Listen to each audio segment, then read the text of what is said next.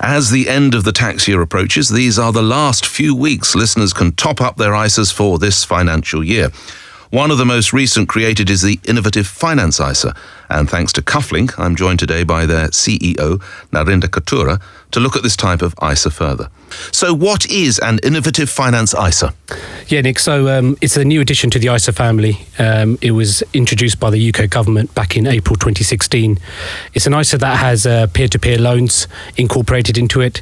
Peer-to-peer platforms are pairing up lenders with borrowers, and it's all done online. They lend to SMEs, individuals, property people, and it's also a latest addition to our portfolio at Kuflink as well.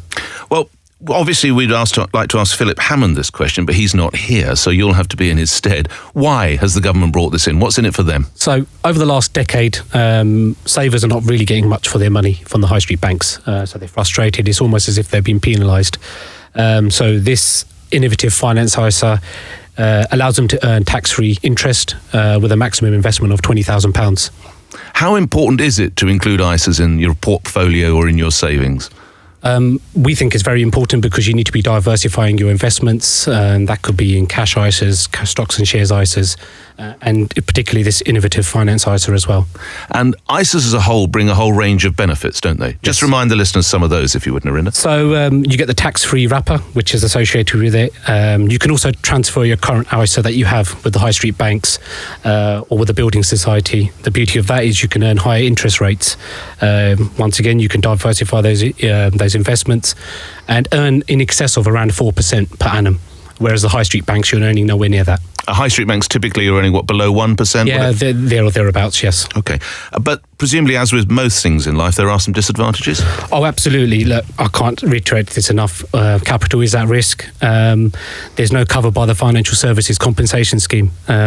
Potentially platforms or these providers could go bust because they're lending to businesses, they're lending to individuals, and there's no real security behind. However, these peer-to-peer platforms, they manage risk in different ways. They have reserve funds in place. Particularly with us, we have property backed, so people can sleep at night knowing that their money is kind of safe. Borrowers are thoroughly vetted before they come onto the platform, so there's no easy way of getting onto the borrowers getting onto the platform.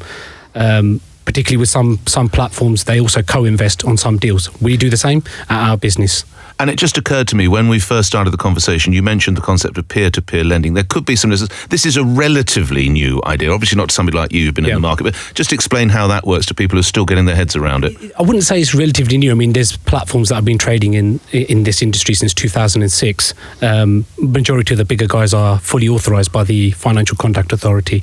So peer-to-peer, how it works is you have lenders, also known as investors, who have got surplus money sitting in the bank, not earning much interest. But you've got borrowers out there who want to borrow money. So it's a platform which brings both of them together, and the investors put money towards specific deals, and borrowers get the money that they want quicker than the high street banks. So there's a whole range of different types of peer-to-peer lending. Oh, absolutely. I mean, there's property-backed peer-to-peer lending, there's lending to individuals for personal reasons, and there's for businesses as well. And as someone who's experienced, and you make your profession in this field, are you surprised that so many people don't avail themselves of this opportunity? There's effectively a tremendous opportunity to put money in an ISA.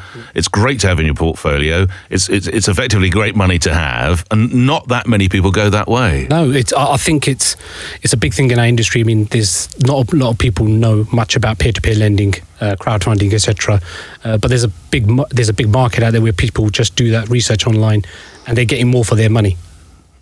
And in a way, possibly, lastly, there should be more education then from possibly the government, other sources, to make people aware of this. Absolutely, yeah. We need the backing from industry experts to be talking about more peer-to-peer crowdfunding in the industry. Okay. Well, Narinder, thank you, and thanks to Kuflink for that look at Innovative Finance ISAs. For more information and the chance to win an iPad, go to lbc.co.uk.